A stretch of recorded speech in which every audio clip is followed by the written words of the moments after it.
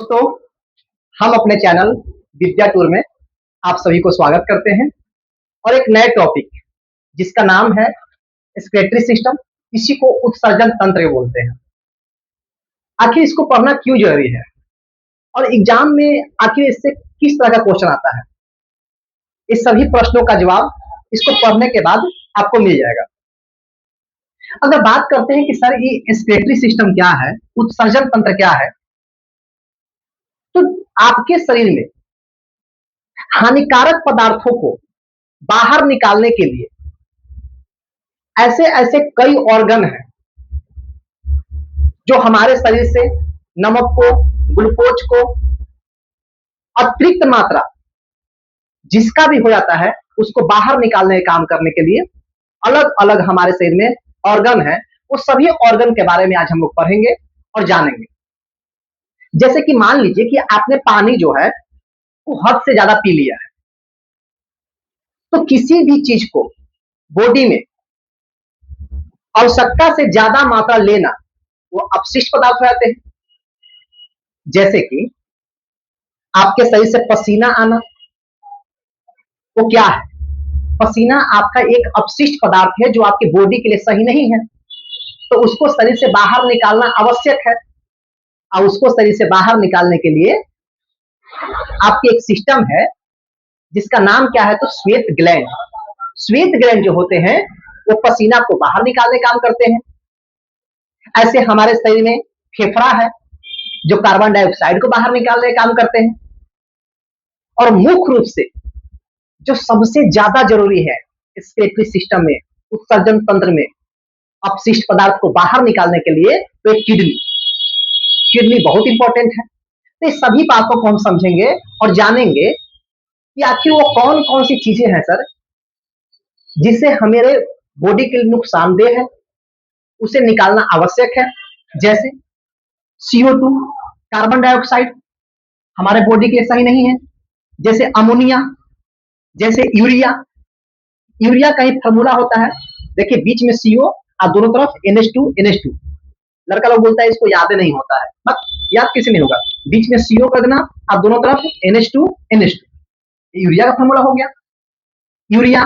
जैसे कि uric acid, ये सभी पदार्थ जो होते हैं ये हमारे बॉडी के लिए अपशिष्ट पदार्थ है, अच्छे पदार्थ नहीं, उसे निकालना बहुत आवश्यक है। लेकिन क्या सभी जीव सर यूरिया निकालते हैं? क्या सभी जीव सर अमोनिया निकालते हैं? क्या सभी जीव यूरिक एसिड निकालते हैं? जी नहीं। सभी जीव अलग अलग पदार्थों को निकालने का काम करते हैं। जैसे जो जीव अमोनिया निकालता हो, जो जीव अमोनिया निकालता हो उसे अमोनोटेलिक कहते हैं। तो आखिर वो कौन से जीव है सर जो अमोनिया निकालता है? तो याद रखिएगा, जलीय जीव। जितने भी जलीय जीव हैं, जितने भी जलीय जीव हैं ये सभी अमोनिया निकालता है। जलीय जीव में क्या हो जाएगा सर? जैसे जलीय जीव की बात करते हैं, एक नाम है टेडपोल। टेडपोल सर, ये टेडपोल क्या है? देखिए, जब मेढक छोटा अवस्था, बच्चा अवस्था में होता है तो उसी को टेडपोल कहते हैं। तो मेढक टेडपोल, ये मेढक नहीं है, याद रखिएगा, मेढक का बच्चा वाला रूप है। टेडपोल जो पानी में है तो ये क्या निकाल रहा है? अमोनिया निकाल रहा है। जैसे मछली, जितने भी जीव पानी में आते हैं वो सभी अमोनिया निकालते हैं। अच्छा सर और बताइए, आपने लिखा यूरिकोटेलिक, यूरिकोटोलिक कौन सा है सर? ये क्या होंगे सर? जो जीव यूरिक एसिड निकालते होंगे, क्या निकालते हैं? Uric acid. जो जीव यूरिक एसिड निकालते होंगे वो सभी जीव कौन हो जाएंगे? तो यूरिकोटेलिक होंगे।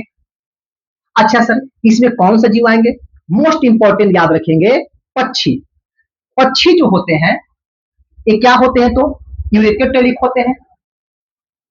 ये अपशिष्ट पदार्थ के रूप में यूरिक एसिड निकालते हैं। और सर जितने भी सरीसृप, ये सर सरीसृप क्या होते हैं सर? सरीसृप कौन सा? सरीसृप जो रेंगते हो, जो लचका लचका के चलते हो, जो कमर लचका लचका के, जिसे सांप, छिपकली, मगरमच्छ, ये सभी जीव क्या निकालते हैं? तो यूरिक एसिड। सबसे ज्यादा पूछता है पक्षी के बारे में कि पक्षी क्या उत्सर्जन करता है? तो यूरिक एसिड निकालता है।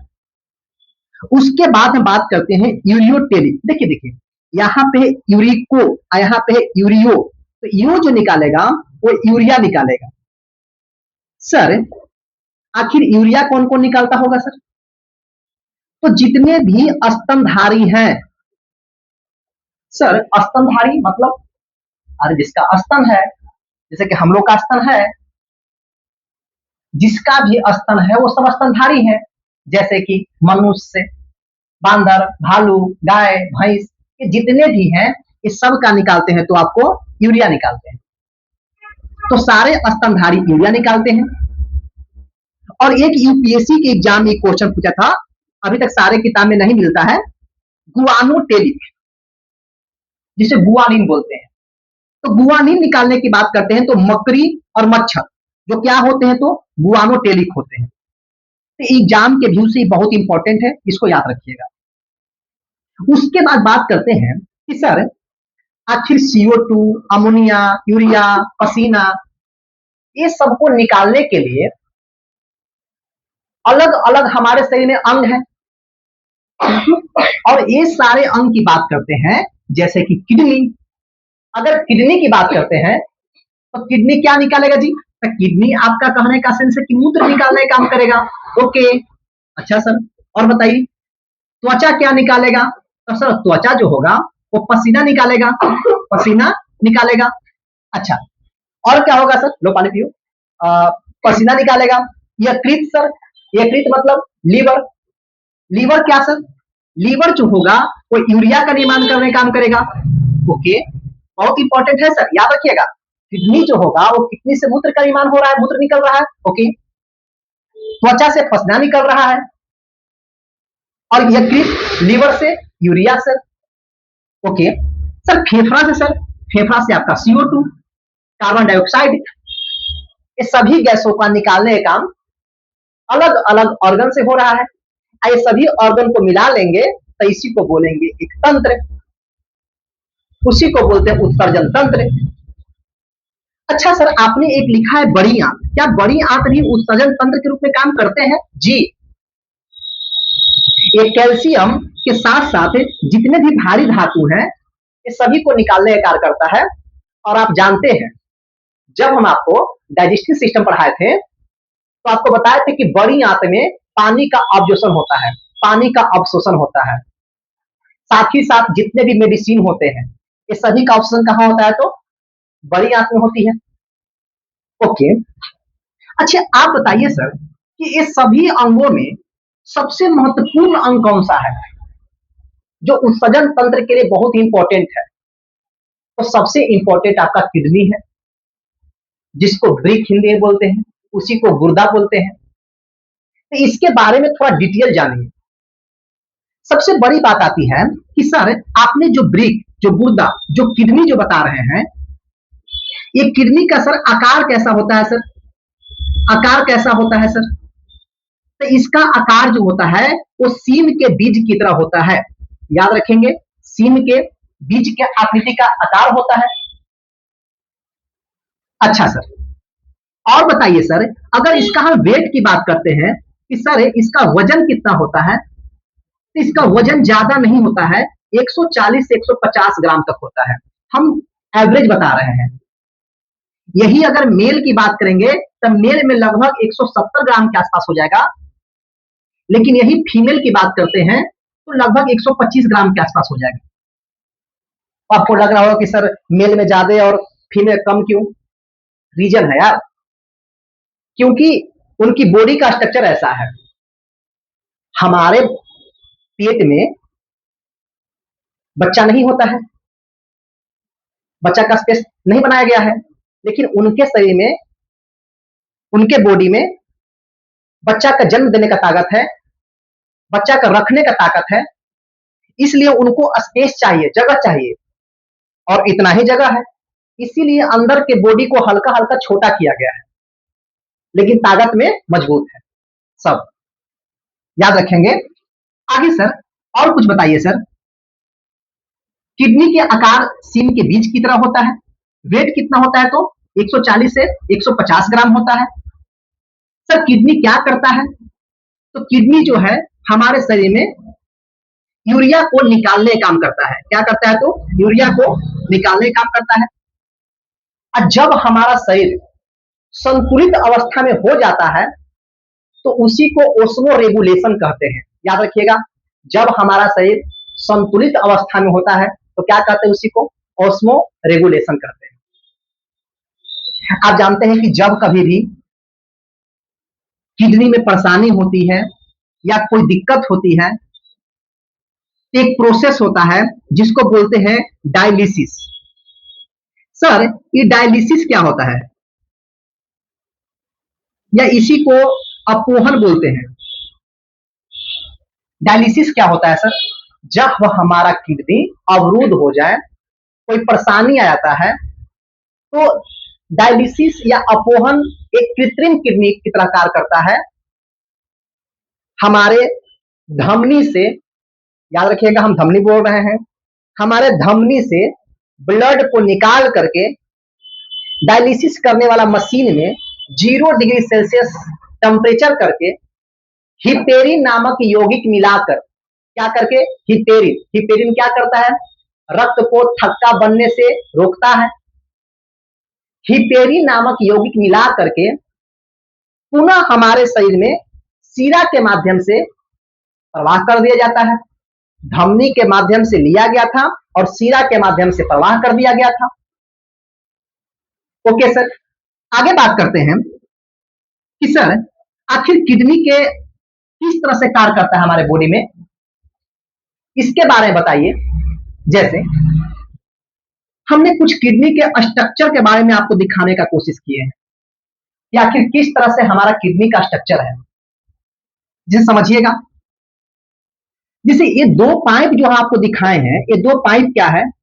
इसी को इंफेरियर वेना कावा कहते हैं। देखिए, जो बात हम इंग्लिश में लिखेंगे और इंग्लिश में बोलेंगे, वो आप लोग कोशिश कीजिएगा कि उसको इंग्लिश में याद रखने का। जो बात हम हिंदी में लिखेंगे उसको हिंदी में रखिएगा, क्योंकि इसको हिंदी में लिखो या इंग्लिश में लिखो, ये दोनों सेम ही है। ओके सर, और बताइए सर। सर आप जो ये किडनी के जो बाहर है, ये बाहर वाला भाग को क्या बोलते हैं सर? तो किडनी के बाहर वाला भाग जो है, इसी को क्या बोलते हैं? तो इसी को कोर्टेक्स बोलते हैं। ओके सर, और किडनी के अंदर में जो ये शंक्वाकार आकृति बना हुआ है, एक किडनी के अंदर वाला भाग को मेडुला कहते हैं। क्या बोलते हैं? मेडुला कहते हैं। ओके सर, सर ये ऊपर में आप ऐसे ऐसे ऐसे ऐसे निकाल रखे हैं, ये क्या है? यह एक एड्रिनल ग्लैंड है, जो आपको हम ग्रंथियां में पढ़ा चुके हैं। आप लोग ग्रंथियां पढ़िएगा, देखिएगा, समझिएगा उसको। उसका भी आपका क्लास दिया हुआ है, बायोलॉजी के प्लेलिस्ट में जाइएगा और उसको देख लीजिएगा। ओके सर, यहां जो आ रहा है पाइप सर, इसी को बोलते हैं रीनल आर्टरी। याद रखिएगा, ये रीनल शब्द जहां देखिएगा ना, समझ जाए कि किडनी से रिलेटेड है। किससे है? तो किडनी से रिलेटेड है। किडनी से यहाँ पे दो पाइप ऐसे निकल रहा है, ये दोनों पाइप को क्या बोलते हैं सर? इसको क्या बोलते हैं? तो इसको बोलते हैं मूत्र वाहिनी। याद रखिएगा, इसको क्या बोलते हैं? तो मूत्र वाहिनी, मूत्र वाहिनी बोलते हैं। मूत्र वाहिनी की संख्या कितनी होती है? रेलवे में क्वेश्चन पूछ दिया कि मूत्र वाहिनी की संख्या कितनी होती है? 1 2 3 4। तो मूत्र वाहिनी की संख्या किससे होती है? तो 2 होती है।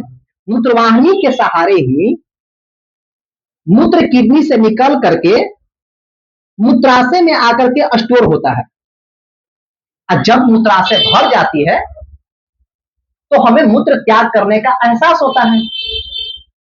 ओके सर, और उसके बाद मूत्र मार्ग के सहारे मूत्र को हम बाहर निकाल देते हैं। उसके बाद आता है कि सर आखिर हम लोग त्याग किसका करते हैं? तो आखिर हम लोग त्याग तो यूरिया करते हैं, लेकिन जैसे ही यूरिया बाहर आता है तो वह अमोनिया में चेंज होता है।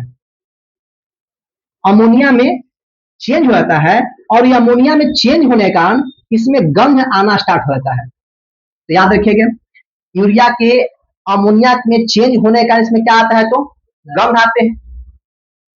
और याद रखिएगा, इस किडनी में, एक किडनी में 10 से 12 लाख नेफ्रॉन होते हैं। सही, नेफ्रॉन क्या होता है सर? तो किडनी के क्रियात्मक यूनिट, नेफ्रॉन के यूनिट किसको बोलते हैं? मतलब किडनी के यूनिट किसको बोलते हैं? तो नेफ्रॉन को ही बोलते हैं। 10 से 12 लाख मतलब सर, मतलब 10 से 12 लाख ऐसे ऐसे ऐसे ऐसे नालिका नुमा क्या है, तो कई सारे, कहने का सेंस है कि नेफ्रॉन बने हुए हैं और इसी से रक्त प्रवाहित हो रहा है। तो अगर एक में 10 से 12 लाख है तो दोनों मिलाकर के 24 लाख के आसपास हो जाएंगे। और इसी के द्वारा ब्लड का क्या होता है, तो फिल्ट्रेशन होता है। फिर आता है कि सर किडनी जो होते हैं वो कितने टाइप से फिल्ट्रेशन करते हैं? तो 3 टाइप से होता है।